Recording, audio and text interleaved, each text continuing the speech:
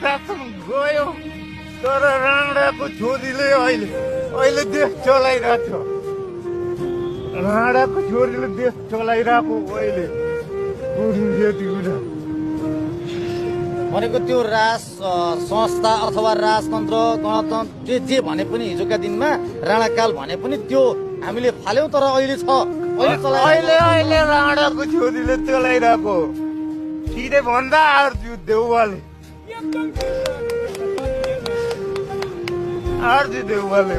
चलाइरहेको नत्र आर्जु भाउजू पक्राउ नपर्ने भए रातारात गएर केपीसँग हात मिलाउँदैन थिए।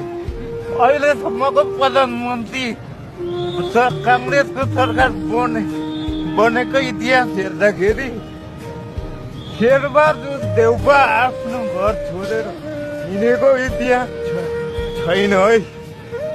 यो कुरा कतिको विचार गर्नुभएछ हजुरहरू पत्रकारहरूले। शेरबहादुर देउवा कसैलाई भेट्न जानुहुन्थ्यो हुँदैन थियो। भनेको तपाईँलाई यो देशमा अब त्यसको नेतृत्व को देख्नु भएको छ त?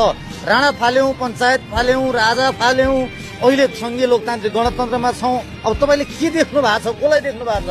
नयाँ युवा आउँदै हुनुहुन्छ नि।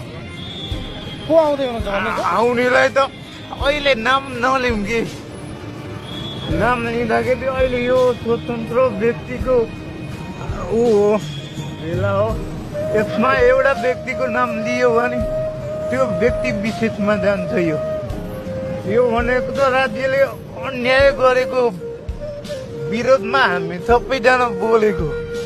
अहिले विशेषमा नजाउँ, हजुरहरूले कर नगर्नुहोस् है। भनेको जस्तो अहिले यो गणतन्त्रमा अब महिलाको सहभागिता जस्तो अपाङ्गता भएका व्यक्तिहरूको सहभागिता सबैको सहभागिता हामीले ल्याएको व्यवस्था यो उन्नत व्यवस्था हो, सबैका अधिकार सुनिश्चित गरेका छौँ भन्नुहुँदा तपाईँहरूलाई राज्यले हेर्ने दृष्टिकोण कस्तो पाउनुभयो? अहिले हेर्नु परेन हामीलाई, मेरो त भनाइ यही हो।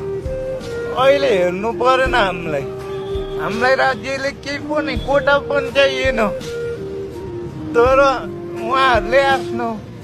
उहाँहरू नै अपाङ्ग हुनुहुन्थ्यो। अपाङ्ग भन्दा नि दिमागको अपाङ्ग हुनुहुन्थ्यो उहाँहरू नै। अनि उहाँहरूलाई पुगेको छैन, हामीलाई कोटा कहाँबाट दिने? भनेको उहाँहरू आफैले पाउनु भएको छैन, तपाईँहरूलाई कसरी दिने? उहाँ अपाङ्ग कोटामा त उहाँहरू हुनुहुन्थ्यो नि। अपाङ्ग कोटामा त उहाँहरू हुनुहुन्थ्यो नि, किनभने उहाँहरू आफै अपाङ्ग हुनुहुन्थ्यो।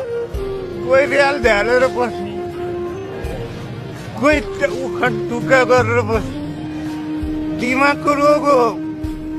ओलीजीलाई एकपल्ट उहाँको सर उसले के गराउँदा हुन्छ दिमागको डाक्टरलाई लगेर उखान